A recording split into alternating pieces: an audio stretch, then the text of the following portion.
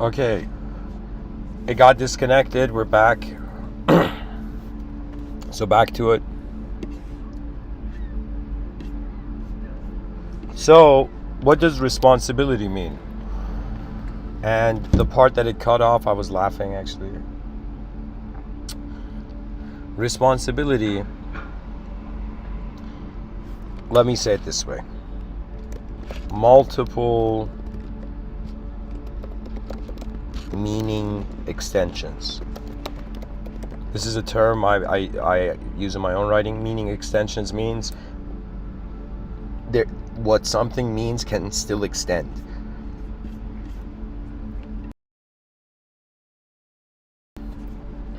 You know, you will realize in these Mr. Within lectures, guys, I create a lot of new words as well, new concepts. So, multiple meaning extensions that, however, it means, here, one way here, I'll write this first. This is better to write first, okay? So, responsibility equals to response plus ability, which equals your ability to respond to life situations. Okay? So your responsibility is how you are.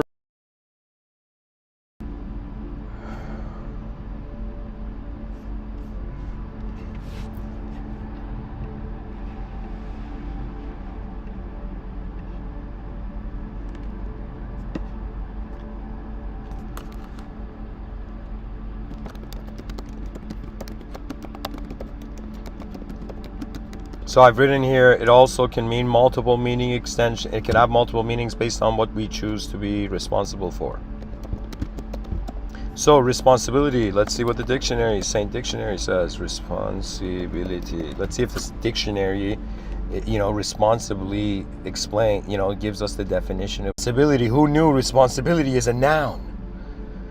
The state or fact of having a duty to deal with something or having a control over someone.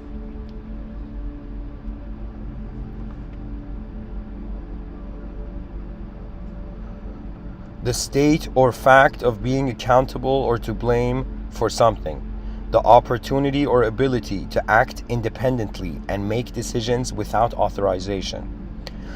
What that means is, in this life, when you're younger, you're learning how to trust life. That's what youth is. Youth is about learning to trust this world and understanding it and experiencing it. Doesn't mean you got to naively trust everything, but it means you're learning to it's like the child has to trust its parents to grow up. Okay, and so you have to, as an individual, trust your world or society, even though it's a messed up society, but you have no choice. Okay, you have to trust that there's things, there are good people here. There's advanced beings here. There are destroyers and there are protectors. It's always been the case. It's like yin and yang, Why do you think it's like, there was one guy, chaotic guy with a costume called Joker, and then there came an ordered guy with a costume named Batman? Do you know? Universe is balancing itself out. This is why probably when Joker was fighting Batman, he was actually getting a spiritual experience. Why? Because he was seeing his reflection. It was like, that scene in Face Off where they're both looking at their own faces in the mirror?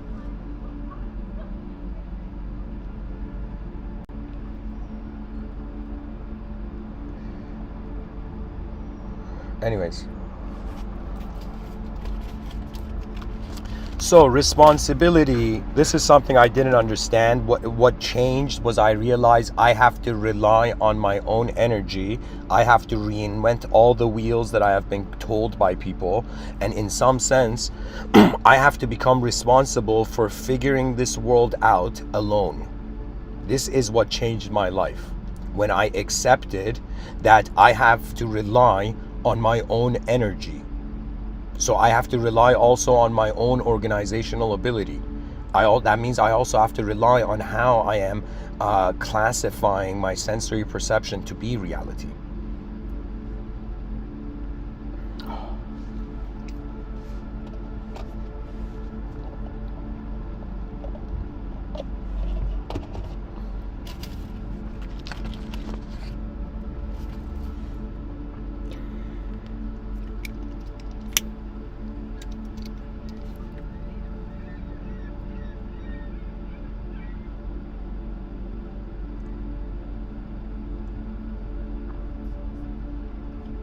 Human beings are not just living a physical life. When you understand this, then you realize, oh my God, I should have also been responsible for my inner life this whole time.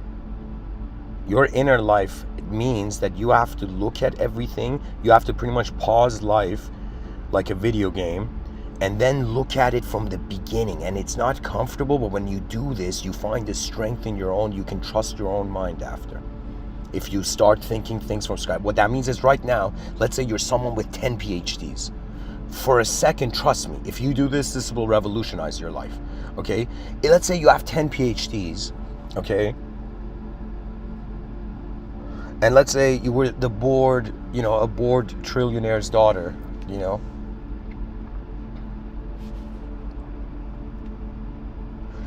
And so the idea would be is that you have put on like a backpack, a lot of stuff in your backpack.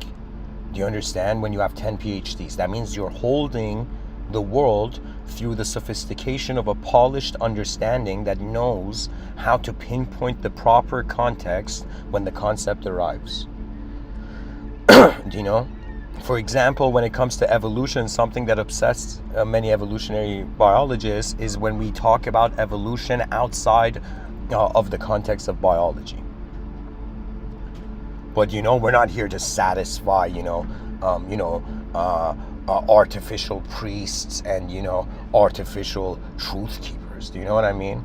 This world is way bigger than an individual's containment of it. When we understand this, we will realize the incredible power of working together. Buckminster Fuller, Marshall McLuhan, these gentlemen were so ahead of their time. If I was alive then, I would instantly be assisting both of them.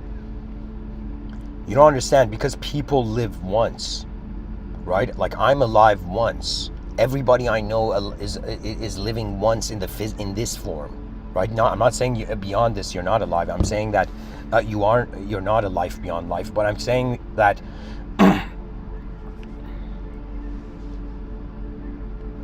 anyways. So responsibility, I'll sum it to this. Responsibility means you consciously look at everything that is in your awareness. And guys, this is the secret to how a lot of people, okay, here, I'll just say it this way. For me, a huge secret when it came to activating my inner realms was actually, I'm a designer at heart, okay? Just since childhood, everything I've done in my life, you understand, all the people who've even, anything that in this life, my immediate strategy or how my life force has tried to solve the problems in my experience and in my vicinity, in the proximity of my awareness, has been by first looking or trying to pinpoint what am I looking at. So one of the first challenges of even seeking spirituality would be one of these things, by being like, okay, what am I calling a spirit? And then the person's like, okay, if the spirit is unknown, then what am I calling that which is not a spirit? So you might not understand, but part of spirituality is having an incredible clarity and an ability to discriminate between the inner realms and outer realms, which means that you must understand physics. Now, there is philosophical challenges. I was watching, this video from Noam Chomsky, and Noam Chomsky said something. It just blew my mind, And he said, what is materialism? What is physicalism? And for a moment, I was like, whoa. This is because usually we treat matter like a universal, right? Like we say, just like this car is physical and it exists, right? It's an object is like you can touch it, right? Similarly, like it's like any object you can touch. Similarly, like a color.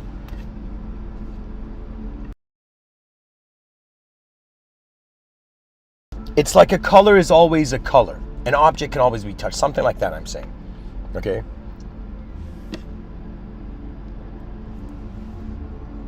So it's kind of like you consciously looking at everything in your awareness, realizing that the immediate engagement of the intelligence that flows through consciousness is one of a geometrical position. That means the question of what is materialism, what is physicalism, is that physicalism is actually a non-physical reception.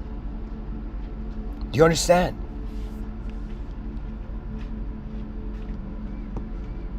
In the future, do you know, some part of me feels that some people in the fashion industry are going to find me, and when it comes to the advanced communicators in the future, they're going to have incredible uniforms. Do you know? I mean, sometimes in my mind I envision something, you know, but they're going to have incredible uniforms. The advanced communicator, this archetype that this 1 out of 8 billion human beings is talking about, guys, you don't understand. It's going to come in the future, just like a group of doctors, right? We're like, yo, why don't we create a building, you know, and we all function in this building called a hospital. In the future, there's going to be advanced communication centers everywhere. And the idea of an advanced civilization will be not that, oh man, we gotta manage 8 billion creatures. No. An advanced civilization would be, what a blessing, what an opportunity to assist and help an individual member of a civilization advance so that contributions advance everybody. Do you understand the power, the reward of selfless service? It is so great.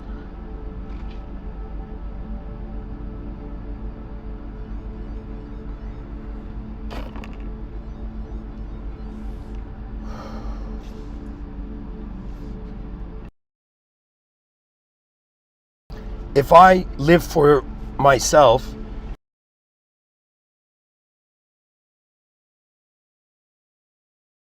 you can call me selfish. If I live for someone else, you can also call me selfish. But if I live for the world that holds everything in it,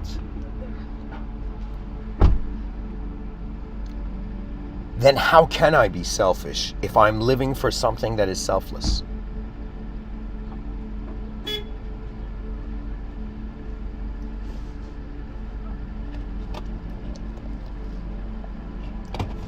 You know, I had this hilarious vision in the future. There's going to be like, do you know, like an army, imagine, but it's going to be an army of philosophers. What that means, the army of the most like peaceful, but when it comes to inner realm analysis, like intense people on the planet. And the idea is what's going to happen is each nation is going to have an advanced communicator team. Do you understand? I don't know, right now, believe it or not, if this channel was, I have a feeling it's going there. I feel it's maybe in some other dimension, it's already there, but it's like, man, you don't know. I'm like this chess player that wants to play the chess game of civilization, but all the pieces I can move is like a microphone right now.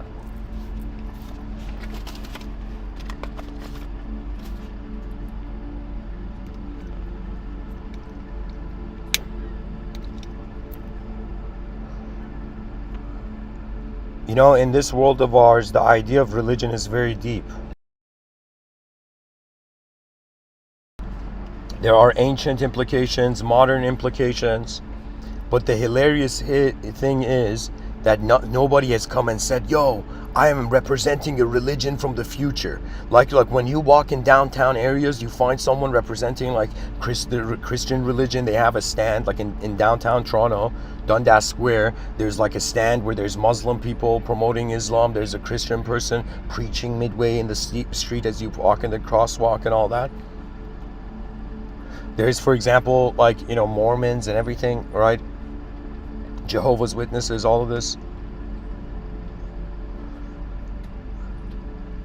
And so nobody has come and opened up a booth and been like, yo, there's a religion in the future called Beyondism and I'm representing that. Who wants to be? I'm a priest of Beyondism.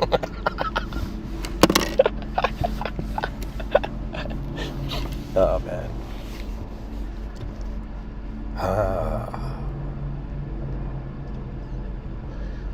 Do you know, I think that this might sound bizarre, but I think that because I disliked myself, I gave myself a chance to like the world again. I was in a house party once, and there was this guy who was this chef, and he was older than everybody there in the house party. And midway, and of course, granted, there was, it was an intoxicated room. And granted, it's this guy suddenly gets up, right, from the couch and says, "I hate every people," right? He says that, right? And he doesn't mean us, everybody there. He's just saying generally, like, "I hate society. They lied to me." Something in those lines. And for me, I thought, like, how interesting. It's always the burden of responsibility. Who is it to? I am telling you, if you're someone who your karma is weird, it's probably because the burden of responsibility is not on yourself yet. I mean, I shouldn't say your karma is weird. Karma is always.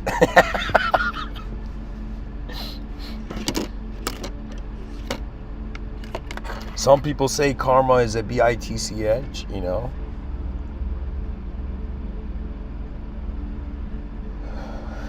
But karma is the greatest mirror you will find as a conscious being.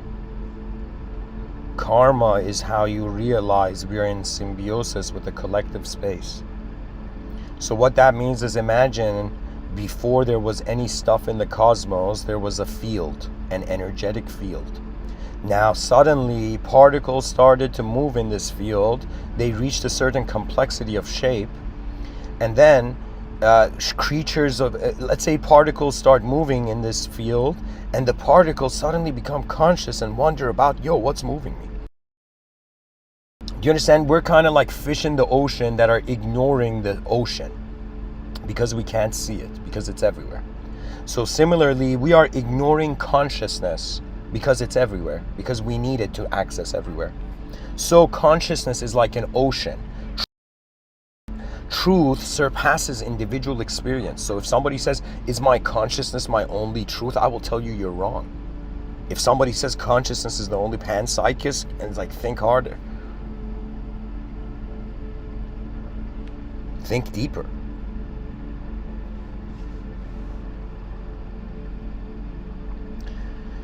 Anyways, so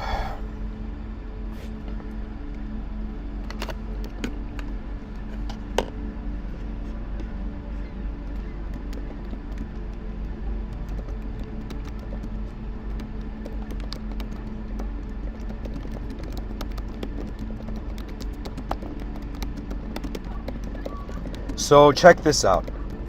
I've written here, you consciously look at everything. This is a definition, me trying to give a definition of responsibility. You consciously look at everything that is in your awareness and choose to relocate it into an internal context where your ability is authorized.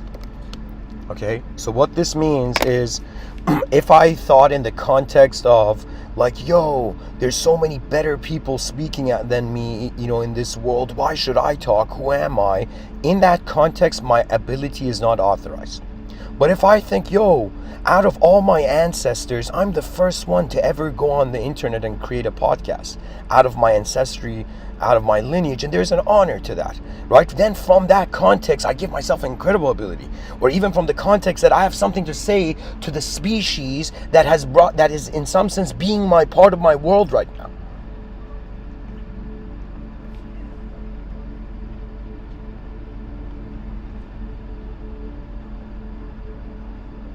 You know what's bizarre? The species is becoming conscious that it can also non-physically endure the physical experience.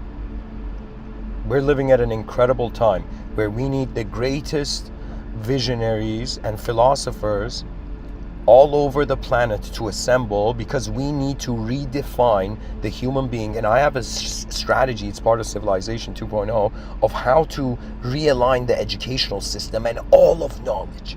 People, this is where I think I might get an award for this, but I don't know. That could be, maybe, right? But it's the idea of, we make, instead of the alphabet the first thing, right? It's like we teach children the human body. Then we use the shape of the human body as a metaphor to connect all contexts of academia to it. Do you understand? We make the geometry of the human biology the tree of knowledge where all the academic fields are branching out. This way, children have to learn biology first, and then they go into a world where then they can realize, then they can make healthy decisions. So what can immortal responsibility mean? Responsibility is the ability to respond. An immortal being is in it has an opportunity to respond to an endless world. So immortal responsibility means being responsible for infinite being. That's it. This is what we're afraid of. To be responsible for how the world is being infinite. And just to start it off, I guess, I'll say that I'm a human being and I will,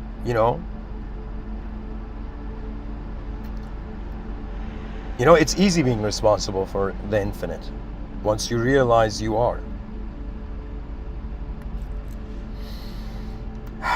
Thank you for listening.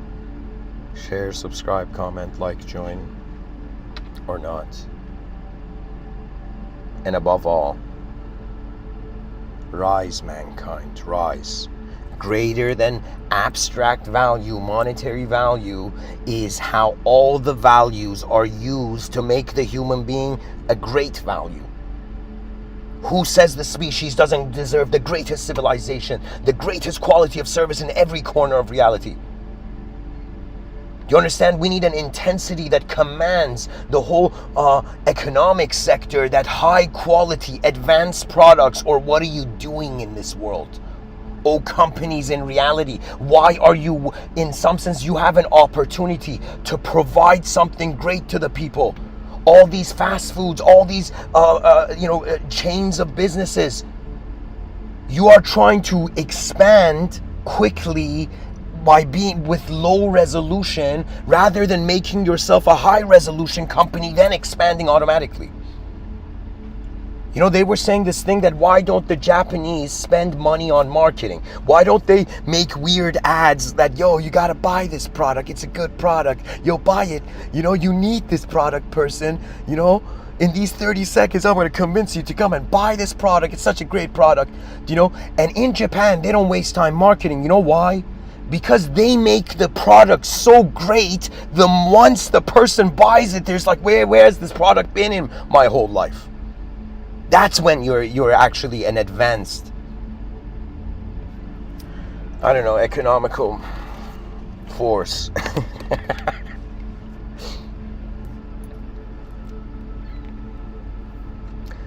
Whoever in this world, in the future, whether I'll be here in the world or not physically, these talks are just a calling for a species to honor its potential greatness. I can do nothing else other than share this now. The next things are chess moves, physical events.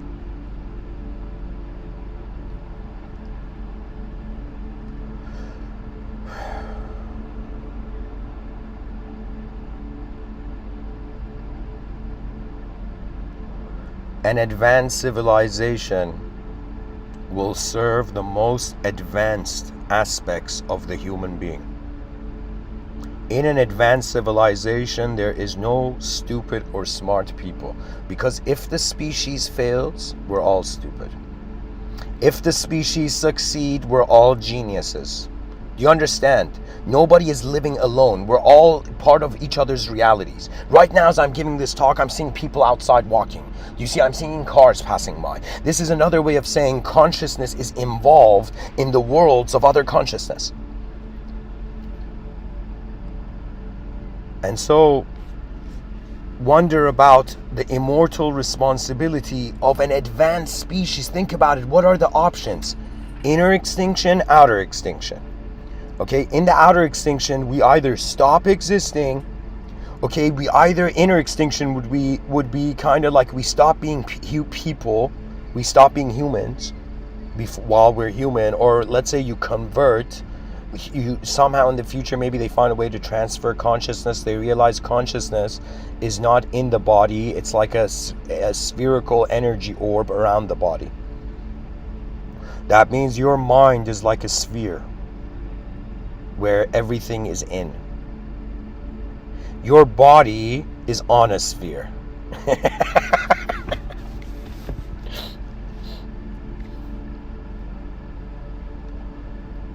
Immortal responsibility, guys, just this is the main idea here, where I'm just saying, imagine you never could die. Imagine death didn't exist. How would you live if you were immortal?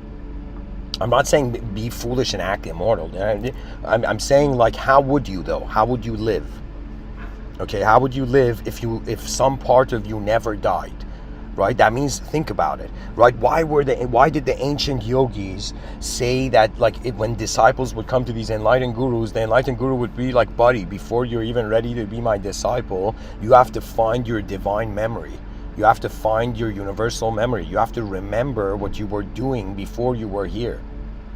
And then you can come and be like, I don't know, I'll talk to you as if you know what's behind your eyes in front of it.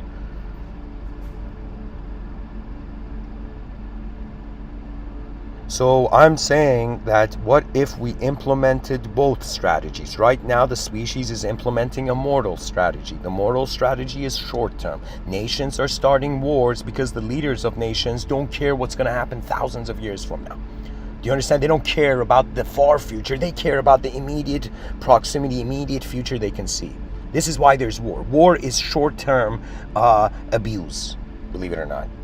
It's like short term. It's like literally like a child seeing a cake. Suddenly somebody brings a cake and the child's like, yeah, give it. That's kind of like war. But the wisdom that we need the political leaders of humanity to have is what's going to happen to this planet 1,000 years from now.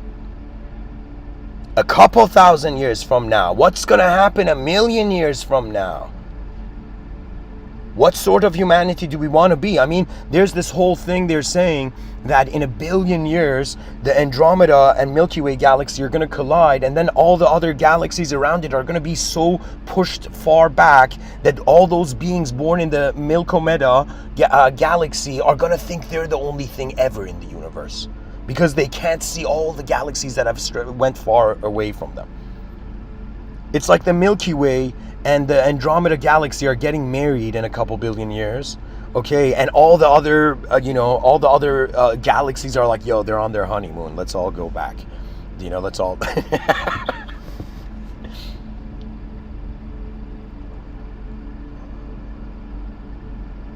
Imagine, guys, in the future, there's like farmers, like beekeepers on the moon.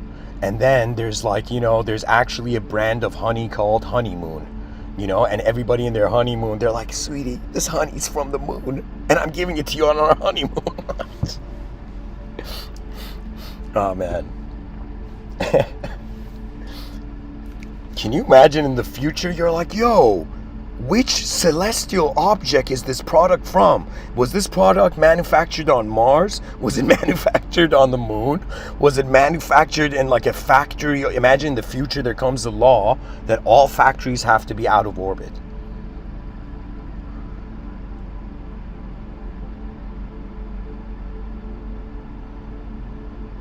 And do you understand? It would be like...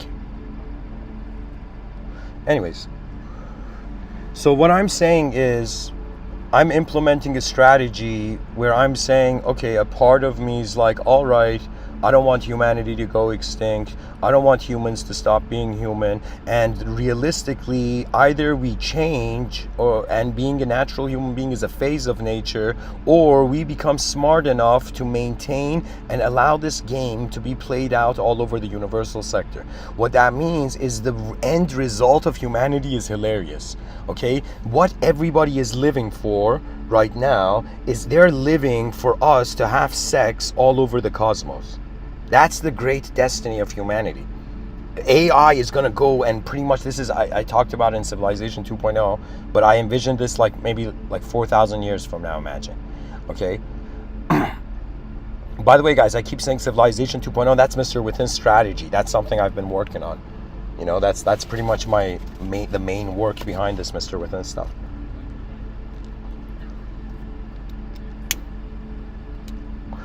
Somebody in the chat section said the word beyonders. That's a really cool word.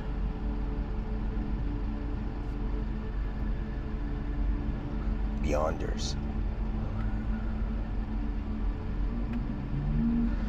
I don't know what it is. I don't know if I want something that I saw in the past. I don't know if I want something that I see right now, or if I want something that I haven't seen yet.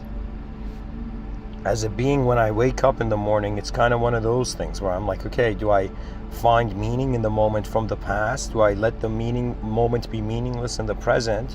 Or do I impose probabilistic, inner realm, futuristic, future probabilities over the outer realms? Right? And to be honest, I've reached this point where I'm kind of like, all right, unknown world, all right, greatness of that which has awakened me to this world here, show me. So I'm kind of allowing myself to be surprised every day by how the unknown moves. That means, I lived 30 years of life looking at the known, and now it's like very easily I'm experiencing the unknown. So to be honest, when I wake up, I kind of watch the moment before I input my ideas into it. So it's your presence. The idea is that the presence of your presence is immortal. It's not something that can die. Just like they say, energy is cannot be created or destroyed, but changes from form to form. The third law. Right? So similarly, in Buddhism, they had the same idea, but instead of calling it energy, they called it a soul. That which cannot be created or destroyed, but goes reincarnating from lifetime to lifetime, changing from lifetime to lifetime. So really, energy is the idea of a soul. But it's the idea of soul where the humanized personality has been stripped away from it. So this is why you have some people thinking spirituality is like an ethereal version of themselves, like a ghost-like version of themselves, and some people seeing it as more of the presence of reality. So for me, my spirituality isn't that I'm a spiritual being, is that the world is spirit. This might sound bizarre, but we're not inside a simulation, we're inside a spirit world. That's why when you go outside of this world, you feel like you see the actual spiritual world, because we're inside like an onion. I thought about it, just like a child is in the womb, and imagine the child in the womb became conscious and was like, yo, where am I? What does life mean? What is this? But now the child doesn't know that once it steps out of the womb, it accesses a world that was not the limitations of the world that its body was designed in. The human body is designed inside another human body. How fractal is that? Do you understand? Inside women create a being from inside themselves. That's incredible, right? And also this idea that women are portals. I think I gave a talk on this.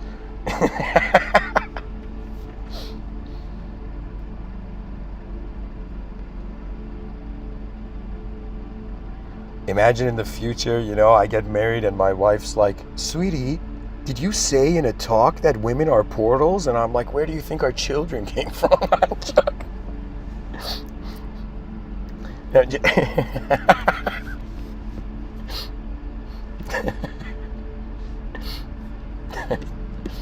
Oh man, I kind of ended the talk, but I feel cheerful enough to continue it.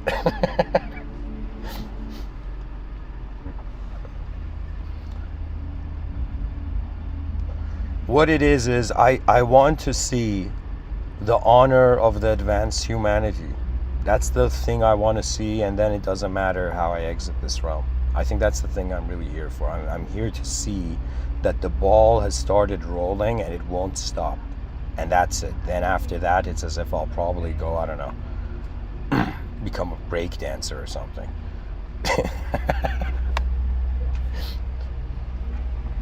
Can you imagine in the future I'm doing air tracks and giving a talk same time?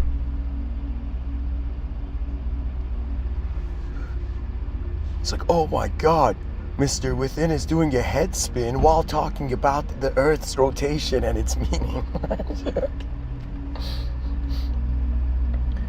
everybody is a portal. I mean, for everybody, the mind is like a portal where the inner realm is entering the outer realms.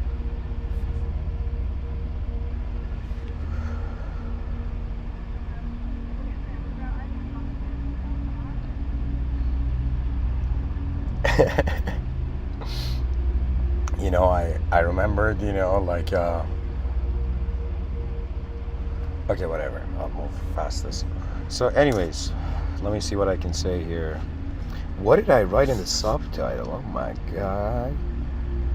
What would the responsibility of an immortal or eternal being look like? Okay, so a contrast between immortal and eternal. Immortal is a being that had a starting point. It was mortal, and then immortality can make sense. Okay, but eternal is an unconditional definition of continuity. So immortal is like conditional and endless conditional continuity. Eternity is endless unconditional continuity.